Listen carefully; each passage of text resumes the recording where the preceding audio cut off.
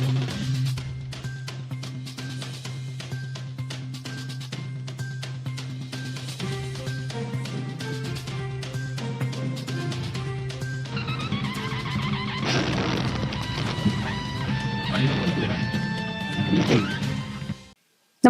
आपण पाहता हिरकणी न्यूज.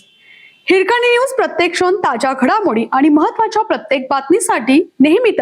हाजगोड येथील एमडी ड्रग्ज प्रकरणी 6 जणांना अटक.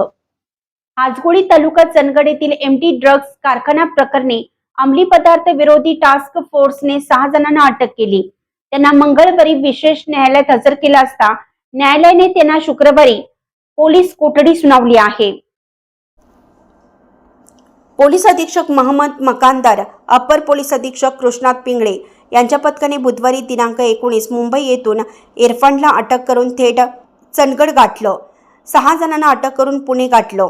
मंगळवारी दिवसभर त्यांच्याकडे कारखान्यासाठी लागणारे केमिकल उपकरणे याची खरेदी कुठून केली याबाबत कसून चौकशी सुरू आहे. काजू व्यावसायिकांची चौकशी. संशयित संतोषने सर्व केमिकल व साहित्य चंदगड येथील एका काजू व्यावसायिकाच्या फॅक्टरीमध्ये ठेवले होते. त्याच्याकडेही पोलीस चौकशी करत आहेत. संतोष व त्या काजू व्यावसायिकाच्या फोन डिटेल्सची पडताळणी सुरू असून लवकरच त्यांच्यावर कारवाईची शक्यता आहे. बेळगाव येथील मतीन, मुंबईतील ड्रग्ज पेट्रोलर तौफिक हे नातेवाईक आहेत. ते दोघे एका कारखान्यातील मुख्य गुंतवणूकदार असल्याची माहिती समोर आली आहे.